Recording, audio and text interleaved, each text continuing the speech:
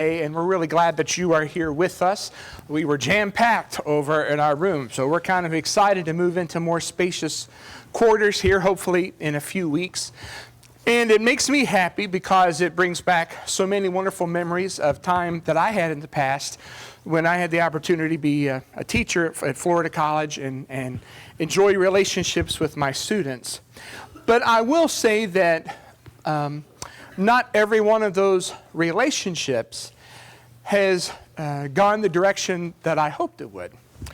Because there have been young people, both that I taught in class, and also those that I've had the opportunity to work with in sermons, who for one reason or another have made the decision to walk away from their faith in Jesus Christ.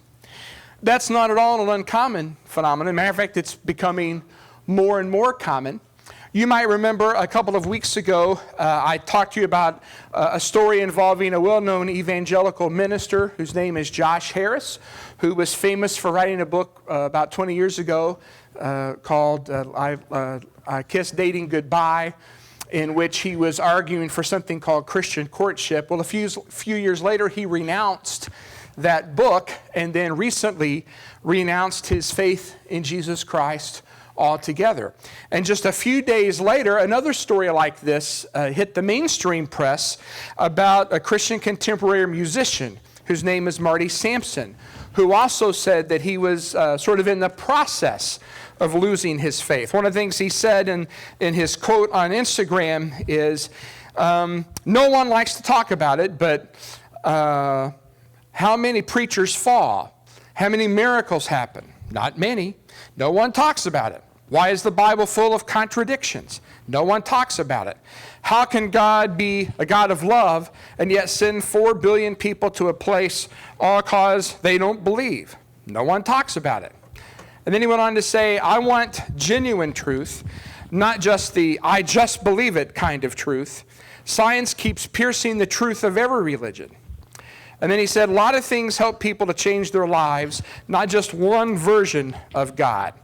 Got so much more to say, but for me, keeping it real. And I got to tell you, stories like this really frustrate me because when I hear people say, like this guy, that he has questions that no one wants to talk about, it makes me sad that that's his perception. I hope that all of you here, and especially those of you who are in high school or college, understand that anytime you have a question about anything that you want to talk about, you are absolutely free. I invite you to ask those questions to me.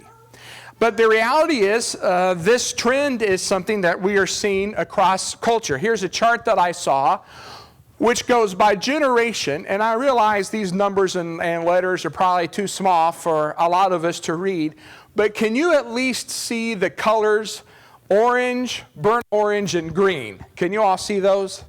If you're colorblind, just take the next minute off here, okay? But if you can see those colors, well, here's the thing I want you to notice. Starting over here on the far right-hand side, and then moving here, it's going by generation. And what the orange, burnt orange, and green represent are no religion, atheist, or agnostic. So first of all over here, those born before 1946, dare I ask, how many here fall into that age group, born before 1946, okay? So you can see that up at the very top, it's a very small fraction of people who claim to have no religion or be atheist or agnostic. Then you have the baby boomer generation, those of you born 46 to 64, raise your hands, okay? And so you can see that those percentages don't really change a whole lot. And then we've got right here those born from 65 to 83. Let's represent Gen X. Raise your hand, okay? Well, now you start to see those numbers change quite substantially. And then the dreaded millennials. How many of you were born between 84 and 98? Raise your hand, okay? So you can see that those numbers get larger. And then what sociologists now call Generation Z. How many of you born between 1999 and 2015? Raise your hand. We got a lot of Generation Z here today. Well, as you can see, the younger the generation gets, the bigger the sections of these charts that are for those who have no religion or those who are maybe even unbelievers. And again, part of it may be driven by a notion that, well, I have doubts that I can't talk about to anybody.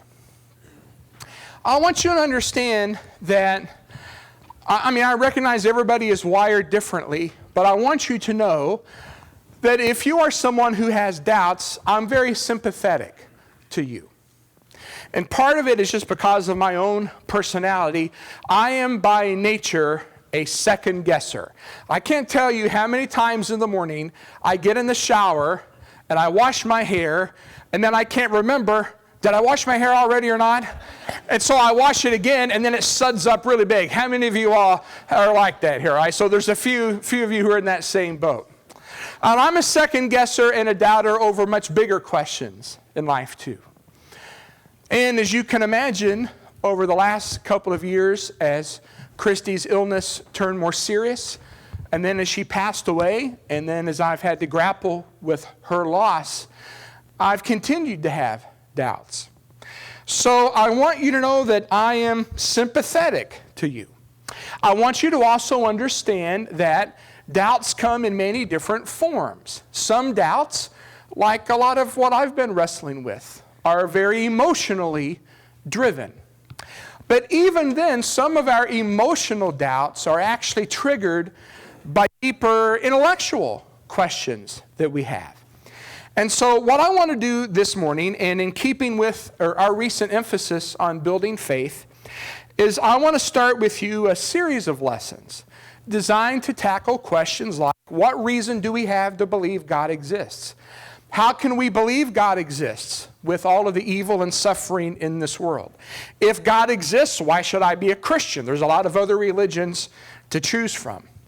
And the way that I would like to begin this morning is by tackling some of those intellectual reasons that people offer for why they have doubts about belief in God.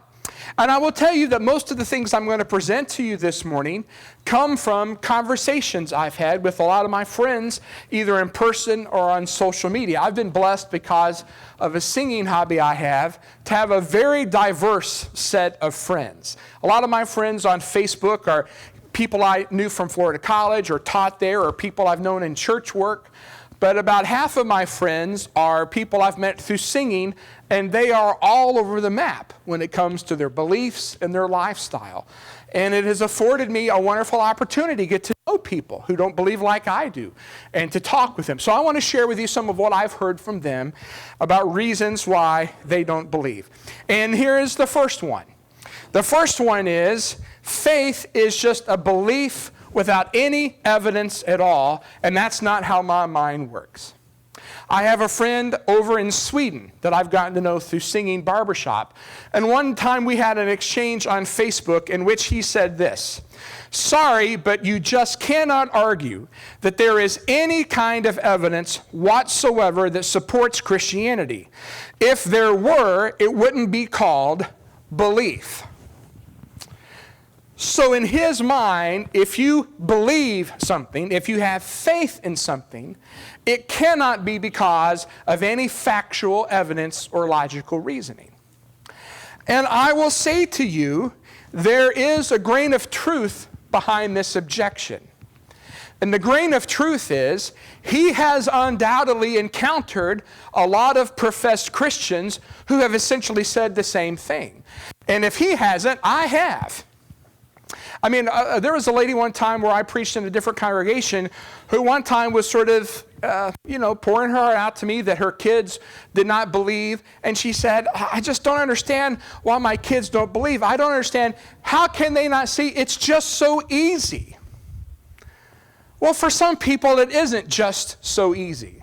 For the same reason, it isn't just so easy for me to believe when the Crown Prince of Nigeria sends me an email and tells me he's going to give me $50 million if I'll just give him my bank account.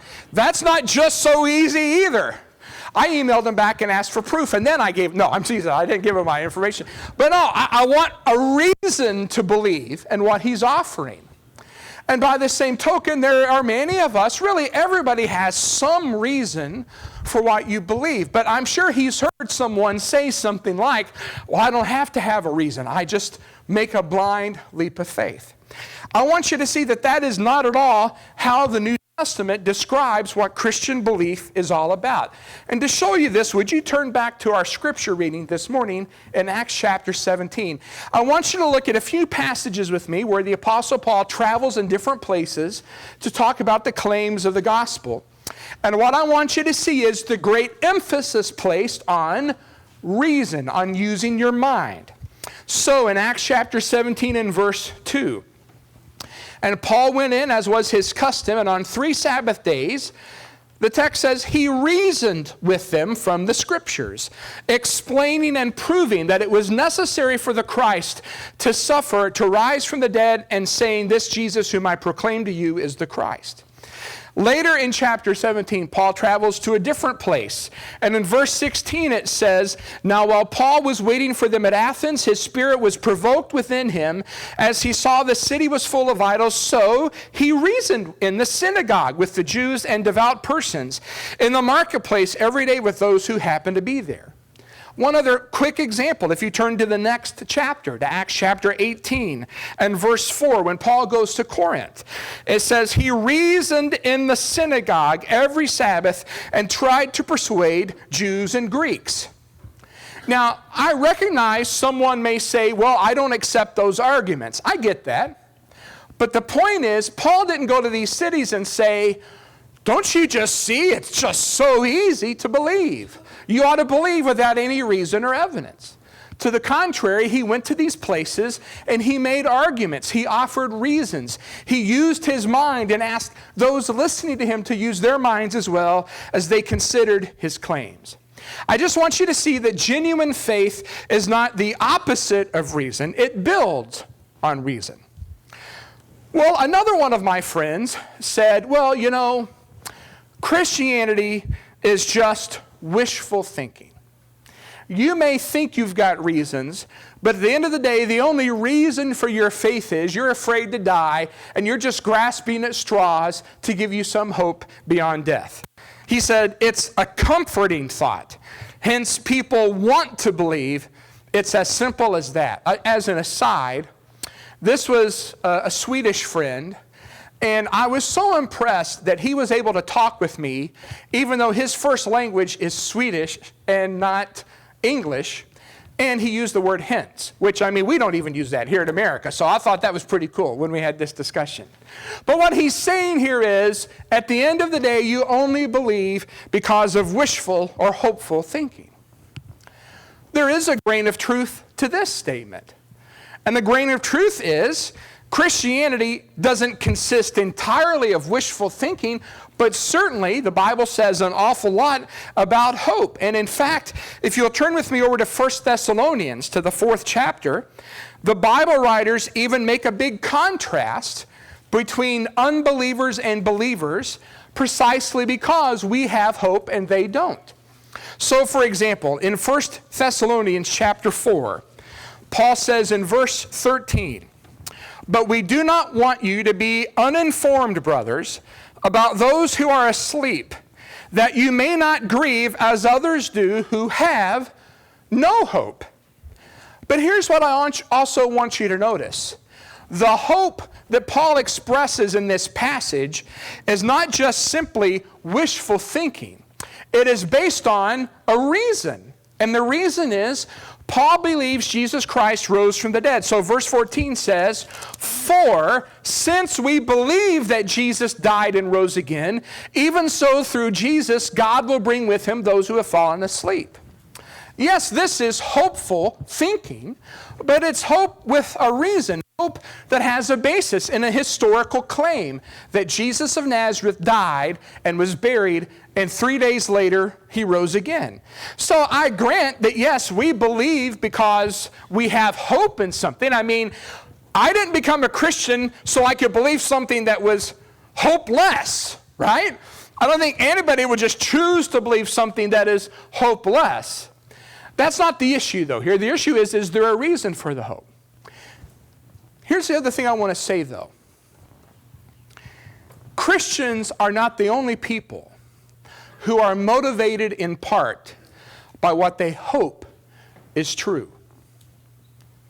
A few years ago, I came across a book by an atheist philosopher named Thomas Nagel, who says this in the course of his book. It isn't just that I don't believe in God and naturally hope that I'm right in my belief. It's that I hope there is no God.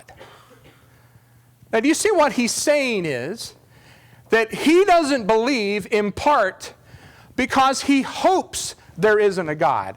I don't want there to be a God. I don't want the universe to be like that. So it isn't just Christians who are partially motivated by what they hope is the case. This man is also motivated by what he hopes is the case because he recognizes if you do believe there is a God and that God is truly God, he is the one who is sovereign, then that means you are accountable to him, that you're going to be judged by him, and he does not want to be accountable to God, and so he chooses not to believe in part because of what he hopes or wishes is the case. Now, I'm not for a minute saying he has no other intellectual reason, just like I have intellectual reasons for what I believe as well. I'm just trying to get the point across to you that hopeful, wishful thinking is a motivating force for all of us. In fact, it's how we're made. As human beings, we're not just simply robots that are programmed. We are complex creatures. We have a mind, we have rational faculties, but we also have emotions, we have a heart, and we also have a will. So when I say that, yes, we have hope, I want you to understand that that hope is based on both our reason and desire. And for some people, the issue here may not be reason as much as what they desire to be the case or what they desire not to be the case. And I think it's fair to say some Christians believe because they desire it to be the case, that there is eternal life with God. I also think it's fair to say there are some non-believers who don't believe because they desire it to be the case that there is no judgment and there is no eternal stake in our relationship with God. That just doesn't mean that anything is rational or irrational. It just means this is a human decision because we're a combination of intellect, emotion, and will. And we need to remember that. Faith is a complex thing.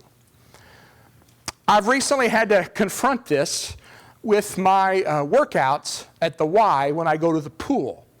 Because I have bad knees, I can't run normally. I never really like to anyway, but I really can't do it now. So I go to the pool and I run in the pool. And of course I'm running where I can touch the floor of the pool, so it's about 4 feet deep, I think, probably when I get in. But still, when I go to the pool, I very carefully get into it. And part of that's because any impact kind of hurts my old man knees a little bit. But the real reason is because I'm scared of heights. I'm like freaked out right now, actually. And I'm scared of water a little bit. And I don't want to jump in. Now, I realize intellectually the water's 4 feet tall. I'm 5'9" or 5'10". So mathematically, I know I can jump in and everything's going to be okay. But still, a couple weeks ago, I went and I was like standing there thinking, I think I'm going to jump in. And then I said, I don't want to jump in. And the lifeguard, who was very cute, said, are you okay? And I said, well, I'm trying to decide to jump. And she said, you should go for it. Well, every guy, when a girl says go for it, you got to go for it, right? But I didn't really want to, but I did. So I thought, okay, I did it one time, that's it. So 2 weeks later, I go back. Same girl is there. As soon as she said, hey, you going to jump today? I want to say, why don't you mind your own business, right? But the point is, do you see that faith is based on reason? I mean, I intellectually know, but there's also an element of trust, which has to do with emotion and will. And all of us have to grapple with that. That isn't anything that is unique to Christianity. Well, here's another objection I heard, this time not from one of my Swedish friends, this was from one of my American friends. He said, there's no scientific evidence for God. Here's his exact quote. You claim God exists, you prove it. If you want us to believe, then you better prove it scientifically, or else we won't believe. Now, if you think about it, the underlying premise behind this statement is that scientific proof is the only proof we should accept. Some people call this way of thinking scientism, not to be confused with science. Science is the study of the natural world, subjects like biology and chemistry, physics, astronomy, and so forth. Scientism says those are the only subjects that count. Nothing else matters. The only reliable way to know anything is through science. Now, there's a grain of truth here in this comment. And that grain of truth is that as science has progressed and technology has progressed, we have grown in knowledge, and many times historically, Christians have been opposed to that advance because, in my view, they misunderstood what the Bible or what their faith says, and then they were made to look foolish because of that. So there's a grain of truth to this. And I also want to say, I am not an anti-science person. You understand, when your wife is dying of cancer and her only hope is some new clinical trial, you are a big fan of people who are involved in the work of scientific investigation. The issue, though, is science the only way to know anything? And here are two problems with that view. Number one, if someone says to me, like my friend, science is the only way to know anything, my answer to him is, how do you know that? And he cannot justify that claim scientifically. That's what he's claiming. The only way he could try to justify that claim is by using some kind of argument, some kind of reason, some kind of philosophy. But that is itself not science, it's some other subject. So my point is, the notion that scientism is true, that science is the only way to know anything, is itself refuted by its own claim. But here is the other thing that I want you to see. To say that we have to have scientific proof, scientific evidence for who God is, completely misunderstands what we claim about God. Would you go back with me? I should have told you to hold your place. Would you go back with me to Acts chapter 17? Science is the study of the natural world. But we don't believe that God is just one part of the natural world. We believe that God is the creator who brought the entire natural world into existence. Listen to what the Apostle Paul says as he speaks to philosophers in Athens. This is Acts 17, verse 24. The God who made the world and everything in it, being Lord of heaven and earth, does not live in temples made by hands, nor is he served by human hands as though he needed anything, since he himself gives to all mankind life and breath and everything. Now, next week I'm going to explain why I think this is true, why we have good reason to believe this. The point I'm simply making, though, here is that it's never been the Christian contention that God is a part of the natural world subject to the tools of scientific investigation. He is literally, by definition, because he's the creator of the natural world, outside of the natural world, beyond the natural world. He is supernatural. And so the tools of science just can't possibly detect him. There's no test tube to put God in. There's no telescope or microscope you're going to see him with, because he's just not the sort of being who can be investigated like that. I'll illustrate it like this. Some of us are pretty jacked up because there's a movie going to come out in December called The Rise of Skywalker. And I'm very excited because my main hero in those movies, the Dark Lord of the Sith, Darth Sidious, is one of the main characters. So I'm very excited. He's always laughing, as he has a good time. Anyway, so I digress here. So suppose that somebody says, I am going to get the actual film of The Rise of Skywalker, and I'm going to use a microscope, and I'm going to use some acid testing, and I'm going to use some up close, like some kind of high intensity infrared, and I'm going to see if I can find George Lucas. Well, George Lucas is not a character in the movie. He's not a prop in the background. He's the creator of the movie. So you're not going to find him by carefully looking at each clip of the film, because that's not the kind of being he is. You'd have to look some other way to find the one who made the movie. So if you're not a Star Wars person, nerds, then you can substitute your own favorite movie in there, okay? But you see the point, right?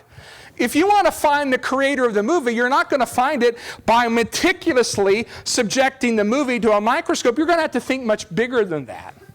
And if we're going to find the one that we believe is the one who stands outside of the world as its creator and sustainer, there's going to be a different way other than just the scientific method that we will find him. And so next week, that's what we're going to work on. And may the force be with us. All right, so that's the third objection I want to talk about. Here's the final objection I want to talk with you about this morning. One of my friends in Sweden said, basically, faith is nothing more than the product of social conditioning, your upbringing, where you happen to be born and raised. Here's exactly what he said. If you're born in the U.S., you are very likely to become a Christian. If you're born in Iran, it's likely you will be a Muslim, etc., and so forth. If I were born in Iran, without the shadow of a doubt, I would be a Muslim. That, to me, is strong evidence for religion to be more about social upbringing rather than spirituality. So my friend here is essentially saying what you are religiously is basically attributable to your raising, your upbringing. Now, is there a grain of truth to that statement? Well, of course there is. Of course we believe that social factors play a huge role in what we believe. I mean, it's the reason the Bible talks to parents about how to raise their children. It's the reason the Bible warns about the corrupting influence of those who are not believers. So, of course, where a person is born, the friends they make, the parents they have, all of these environmental factors play a huge role in what they may believe. But Christians are not unique in this regard. My friend lives in Sweden. Are you familiar with what the religious demographic is in Sweden? It is an overwhelmingly secular, agnostic, and atheist country. So I ask my friend this question. Is your belief that religion is just a matter of social conditioning, is your belief the product of social conditioning? Now, he didn't answer, and I'm not going to say, well, I just really stumped him. He didn't. My guess is it just probably got lost in all of the discussion. You know how these Facebook threads can be. But if you think through what his answers to that question would be, if I ask him, is your belief the result of social conditioning? If he says yes, then I would follow up and say, well, do you expect me to take it seriously as a reasonable, logical belief? And if he says yes, then what he's saying is, even if your beliefs are the result of social conditioning, they can still be valid. So then there's no problem. On the other hand, if he says, no, my belief is not the result of my social upbringing, then I would say to him, so let me get this straight. You have chosen to believe something even though it's contrary to how you were brought up. And if you can do that, isn't it possible that I've chosen my beliefs because of reasons other than just simply my social conditioning? Does that make sense to you? So the reality is we all recognize these factors, but the issue is this is not what 100% decides or determines our faith. Our faith can move beyond our social upbringing. Let me illustrate it like this. Bless you. How many of you are avid fans of a particular college sports team? Raise your hands, please. Real high. Raise them up real high. I want everybody to look around the room now, see all these hands. Now I have a follow-up question. How many of you attended the school that you cheer for? All right, only a handful. So do you see that it is possible to choose to root for a team even though you weren't conditioned to go to that school and cheer for it? As a matter of fact, where is Sister Kelly Huggins Haley? As I recall, you went to Auburn, didn't you? Just shake your head. Are you an Auburn fan or an Alabama fan? Alabama, shake your head, yes. Now, do you see that? She went to Auburn, and she's an Alabama fan. If that is not ironclad proof that social conditioning isn't determinative, I don't know what is. That's the greatest religious difference in the world right there. Well, you see the point, right?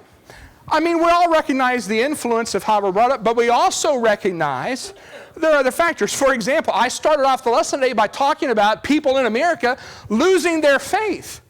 So social conditioning apparently isn't determinative, particularly because, as you saw, the numbers of non-believers are growing. As you read through the book of Acts, here's what you see. When the gospel first starts, how many people are socially conditioned to be Christians? 0. You got the 12 apostles, 120 in the upper room, that's it. And what the whole point of the book of Acts is, people from all social conditions, Jews, Gentiles, rich, poor, men, women, every ethnicity you can imagine, are all making decisions based on evidence to turn from the way they were brought up and turn toward faith in Jesus Christ. And that's what our plea is today. And I will say this. Here's why I do believe, in part, the numbers of unbelievers in America are growing. It's because for a lot of people, their Christianity is nothing more than their culture. It was never deeply embedded in them. And so when the culture starts to turn to a different way of thinking, guess what's going to happen to their religion? I'm not saying that about everybody, of course. But the point I want you to see, and the invitation really for today is, your faith better be more than just how you were brought up. It better be more than just simply something handed on to you. Because if it is not rooted in conviction, in our growingly hostile world, it's going to be hard to maintain your faith.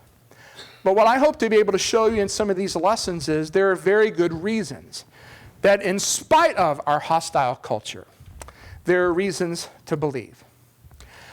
But I realize that no matter how compelling the intellectual reasons may be, there are other factors in how you're going to make a decision. How you feel, what you want to do.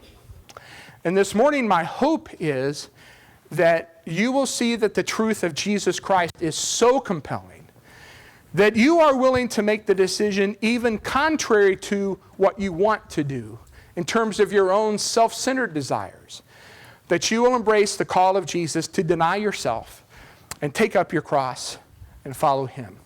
And if we can help you do that this morning, let us know while we stand and sing together.